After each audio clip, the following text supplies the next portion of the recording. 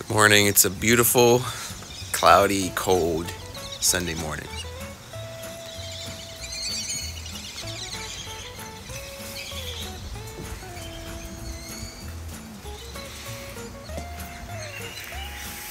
I love when it gets cold though.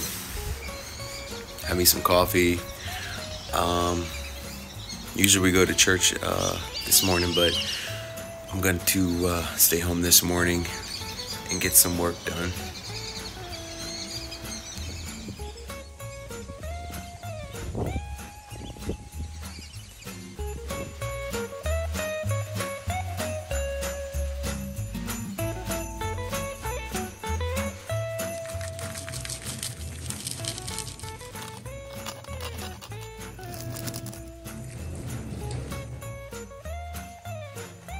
Me a big bowl of blueberry oatmeal this morning. Fresh blueberries and some oats, the way I like it. And that's it. Strawberries. Yesterday I said I was gonna put a little snippet of me working the coloring page, but I forgot. Yesterday I visited my brand new nephew, baby Elijah. Got to see him for the first time. Hung out at my sister's house for a little while, and then that evening we all went to Christmas Under the Stars, like something in Old Town, to go look at the Christmas lights. And Bella wanted to take a picture with Santa, so we waited in that long line for like almost an hour, but it was a free picture, so we did that. My nephew came over, stayed the night. I slept in late. I opened my eyes and it was like 8 o'clock. I was like, whoa, I usually don't sleep in that late. But so I'm about to get started with my work. I have a very busy week ahead of me, so I gotta get as much work done as possible. This weekend is gonna be really busy. It's a really busy week at the museum. So.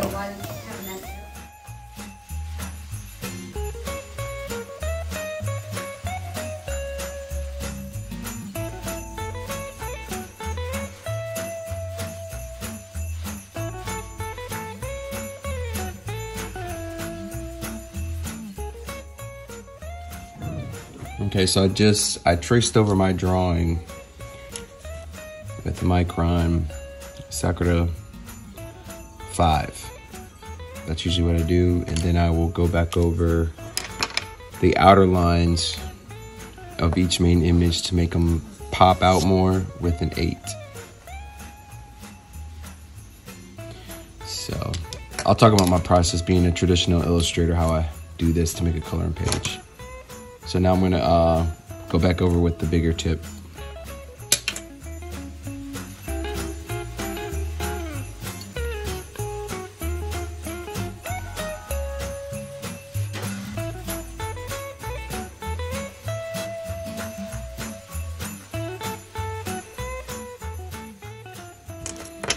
Okay, so I went over the main objects with an 8, and the way I do this is sometimes when coloring pages have a lot of lines, it gets your brain and your eyes, it gets overstimulated when there's so much, especially when images are the same, the lines are of the same size. So I like to do 2 different sizes.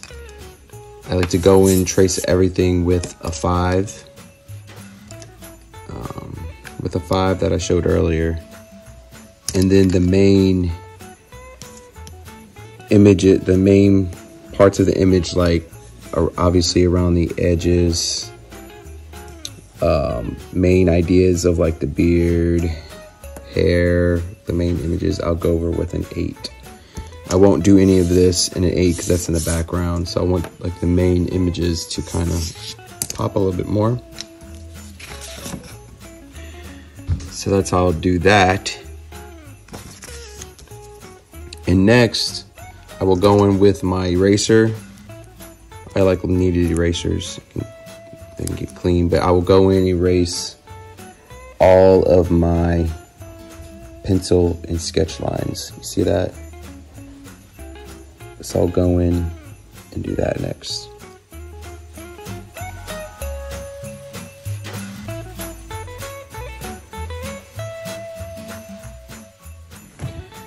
All right, so now that I cleaned that as best as I could with an eraser, I will go in digitally.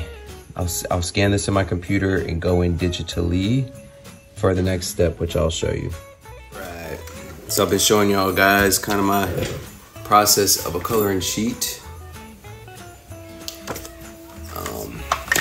I've worked on many coloring sheets. I do them for the museum. I do them for my authors when they want them. I'm just gonna share it with y'all. So many authors, they try to, they'll ask me, they'll like, this happens all the time with authors, but they like, do you have a sketch that I just want to use as a coloring page? I figured we'll just copy it and make a copy of it, a black and white copy, and just at their book signings, book readings, or visits to schools, they're just going to share that as a coloring sheet. And you could do that, but it's not a good idea because a sketch, it's very light. If you were to copy this, you can't, like, it's basically just coloring. Like, there's so many things in there that you don't really understand, and it'd be hard to color that. So I always, to make a successful coloring page, you have to have colorable lines. You have to have solid lines and colorable spaces. There's a difference between a sketch. These are colorable images, but they're not colorable spaces. There's just a bunch of scribbled lines and spaces, but you know, kids, they need guidance. You need to color in a line. So to make a successful coloring page, it needs to be black and white. That's another thing. If you were to scan this in, whatever, there's going to be so much. I call it, I'm a traditional illustrator, I call it scanner dust. There's going to be so many little dots all over the place and little lines, and it's a big mess. So you want something clean. You want it to be black and white, solid lines that connect to make an image. So you want a solid line to make a color of space and overall an image. So with being a traditional illustrator, it takes me a little bit longer. So what I'll do is I'll sketch it and I'll fine tune it as a drawing. So I'll sketch it and then I will fine tune it as a drawing, and then I'll go over and trace in the different pins that I showed you. I'll clean it up with an eraser. And then I have to go in a step further. I gotta scan it into the computer and pull it up on my programs, and have to go in and clean it and making sure that it's only two colors, black and white, no gray, no like, sometimes there'll be a little sneaky color in there with the gray, and the computer will catch it and be like, oh, there's three colors in this, black, white, and gray. It's like, no, I just want black and white. So I have to go in and make sure that's what it is. Make sure the white is white and the black lines are solid black. And also, this may look crisp and clear, but if you look very closely, you will see just irregular lines. You will see, like, it's kind of hard to notice on this phone, but if you look closely, you'll see that it's not a true solid black line. You'll see little divots, little things that what happens when the pen is on a, this is a mixed media paper, when there's little bitty fibers in there, so it's not going to be a completely 100% solid line. So I will drag this through Vector Magic, and that's what I use to make a piece vector. So a vector is like a solid, the dots per the DPI or PPI, it consolidates it, so it like squeezes all of it together so there's no space in there, so it makes a solid line. It's like 600 plus DPI, PPI. So anyways, so I'll do that, and then it forces it to be solid lines. kind of like this. This is a finished coloring page, and they are completely black, solid lines, and the white is completely white. So anyways, that's my next step, and that's what I'm gonna do.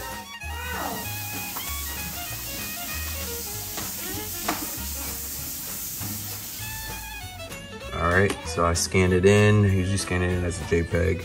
I make sure it's 8.5 by 11. So proper coloring sheets are always 8.5 by 11. It's the size of a standard piece of paper. Black and white, JPEG, scan. Okay, and then what I do is I kind of zoom in.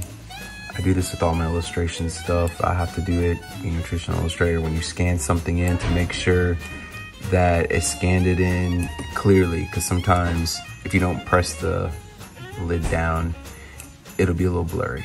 There'll be a blurry patch, so you want to make sure it's crispy clear. Okay, so we're gonna save. Okay, so now I pull it up on my program. For the most part, I use GIMP because it's quick and easy. It's basically like Photoshop or Illustrator without all the whistles and bells. And the only thing is, GIMP does not put things in a vector form. So I have to use another program for that. So I'll pull it up, and as you can see, it looks good. But you see by her feet, that's too close. And right here by his little pom-pom on his hat is too close. So I'm gonna kind of move the image over a little bit and down to get rid of some of the space up here. This is good for a coloring page, but I like things just when it's my work, I like it to look good. But if this was an illustration, this wouldn't go well with the whatever platform you use, because it's way too close to the margins. So that would have to be issues. So if this was an illustration, but this is a coloring page, but I'm still gonna fix it. And also I'm just showing you what I was talking about earlier. So you see these lines, you zoom in and you see all these little pixels of gray. These lines are not 100% solid.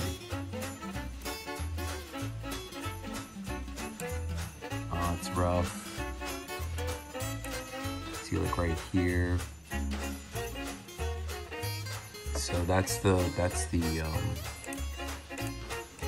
little things that I was telling you about. So what I will do is I'm going to make this crispy and clear.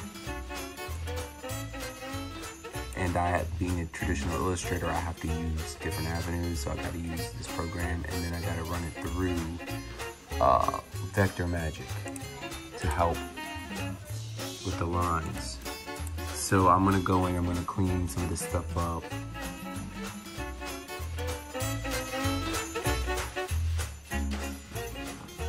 Okay, so this looked great. This looks great at a glance, first glance, but I went in further and fixed all the irregularities that was bothering me. So I got it away from the boundaries, the margins, more. I brought some of the stars down, and that's the great thing about digital, is that you can do that. You can move things around.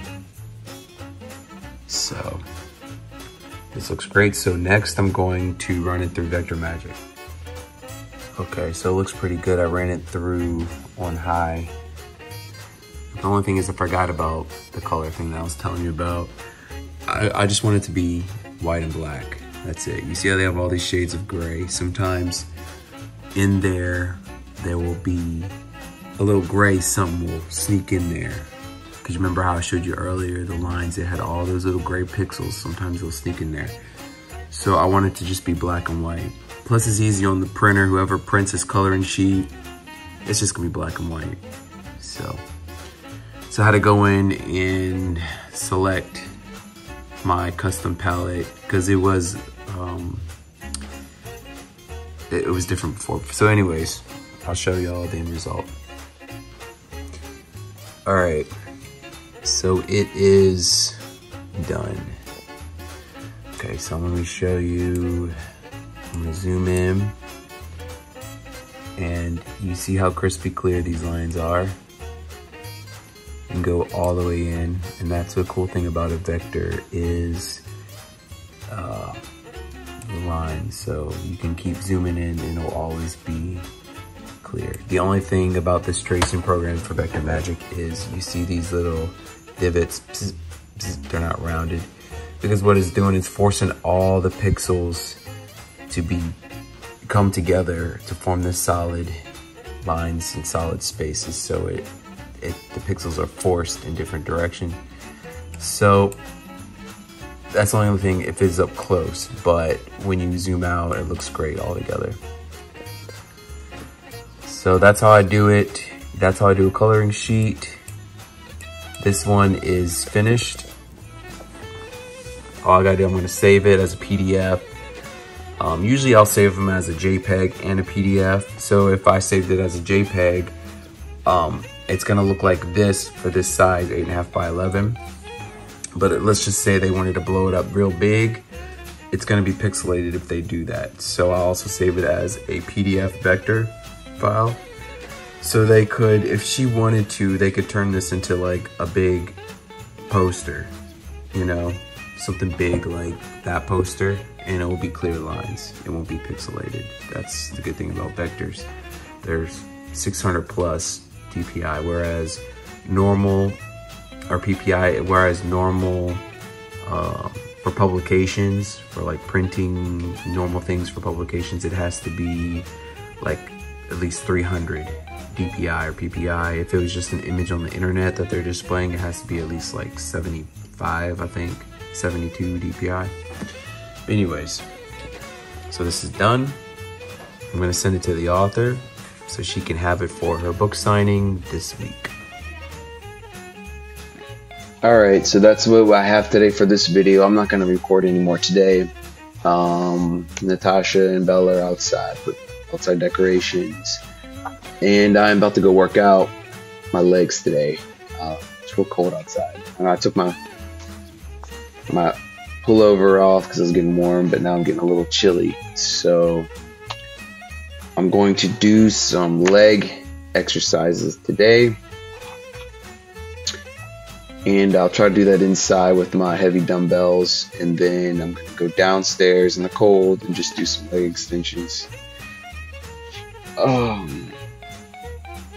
Probably eat lunch in a little while. Yesterday I mentioned about tracking my calories. I did approximate. I ended up eating way too much. I ended up eating like a little over 3,000. I'm trying to stay beneath 2,000 for calorie deficit. But I was snacking all day yesterday on candy, sweets, chips, crackers, all the bad carbs.